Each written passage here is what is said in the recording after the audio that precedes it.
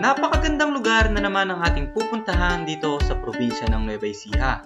May malawak at maliwalas na picnic ground, maayos at organisadong mga kubo, kasabay ng malamig at malinis na tubig.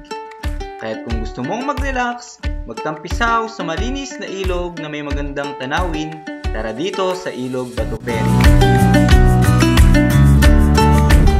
Welcome to Laur, Nueva Ecija mga brad. Panibagong araw, panibagong video, panibagong tuklas ng spot mga brad dito sa probinsya ng Nueva Ecija. So ngayong araw mga brad, pupuntahan natin ang isa sa dinarayong spot dito sa bayan ng Laur. Yan ang Ilog Batoperi nila dito. Perfect spot para sa mga gusto ng picnic, then magtampisaw sa kanilang malinis na ilog habang pinagmamasdan ang kagandahan ng Sierra Madre.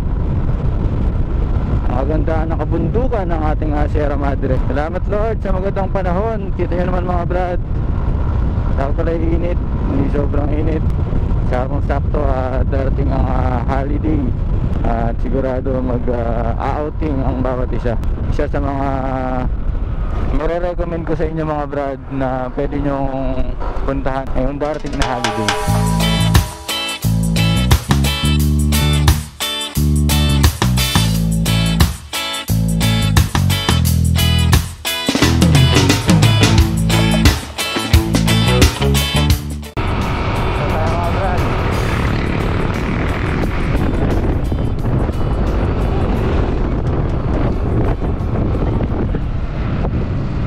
Welcome to Ilog Batoperi mga brad. Welcome to Batoperi Bridge.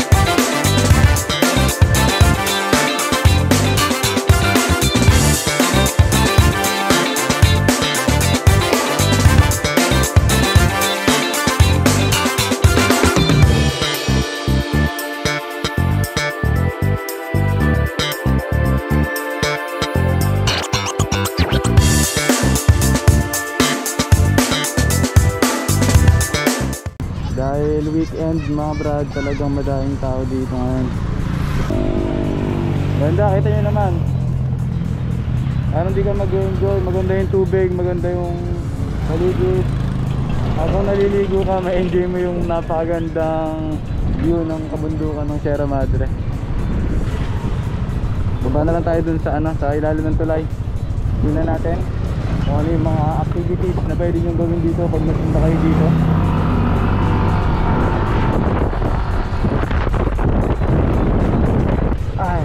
Papansin-pansin din mga brad yung arrangement ng kanilang mga kubo, di ba? Kita nyo.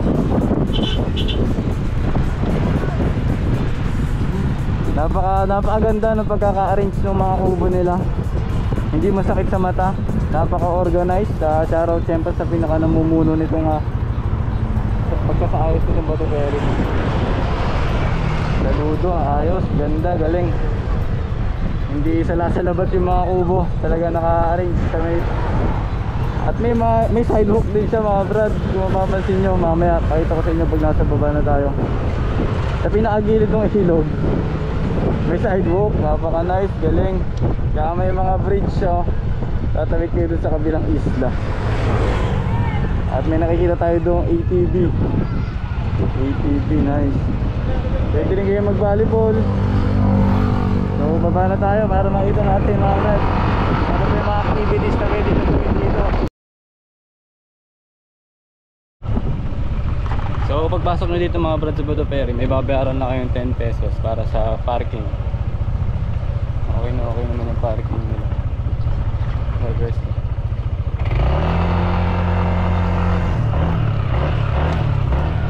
Ayan mga brad, dito sa loob dahil mga batang nagtatampisaw.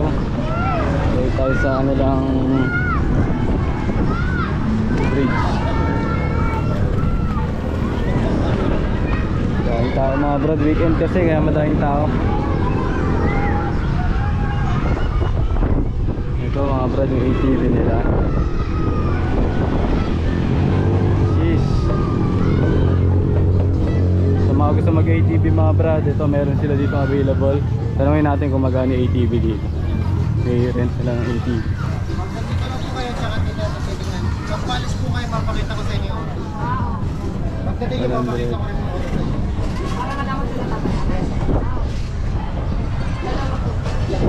Grabe mga brad, nakakatuwa kasi napaka disiplinado ng Ilog Bato Ferry ngayon. Yung arrangement ng kanilang mga cottage, napakaganda, may mga number. Pwede rin tayo makisumba. Ayun mga brad, dito nyo nakakatuwa. Kasi napaka tawag dito, basta yung naka-arrange yung mga kubo nila rito. At the same time napakalinis, may mga kanya-kanyang basurahan. So, dito muna tayo, tambay tayo dito.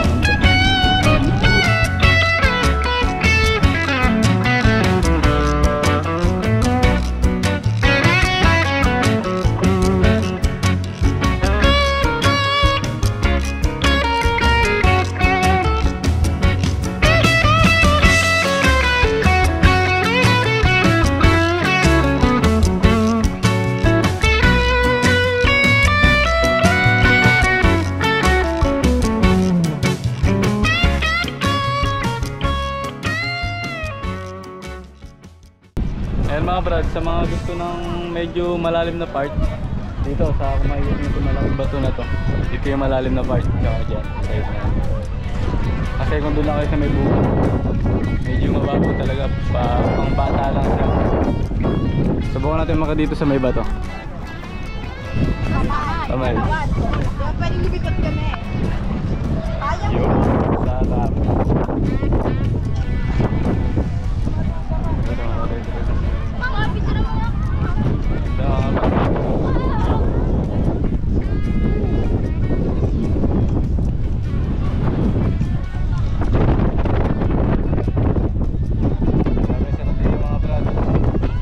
Kaya nakita nyo punong-puno yung mga cottage pero marami pang bakante.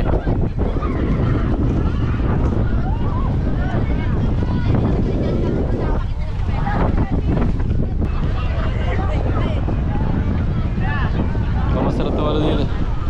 Shout out. Teka, saan kayo brad? Taga Palayan lang po. Palayan lang din ako eh. Saka sa Palayan. Doon po sa may isang lang po. Santo lang, Tiga Marcos lang ako eh. Hindi ka Marcos lang po. Oo, subscribe nyo ako, follow nyo ako Brother Dreams. Ito kayo dito. Shoutout kayo sa mga Tiga Palayan. Sa mga sa mga tiga bayan natin. Kuya, paikutin mo. Paikutin mo.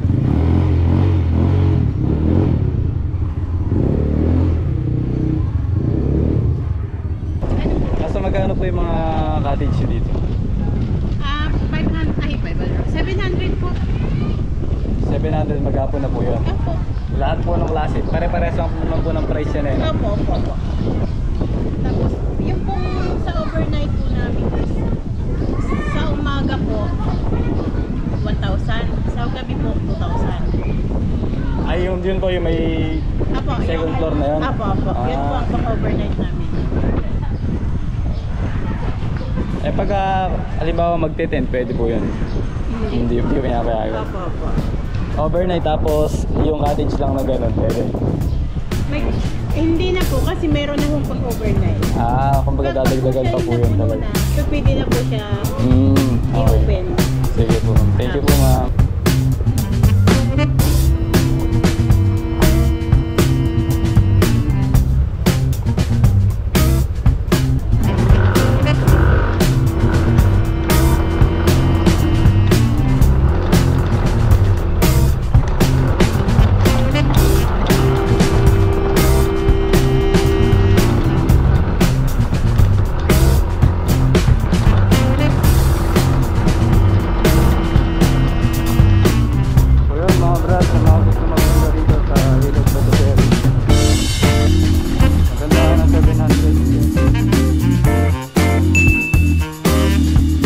Tara!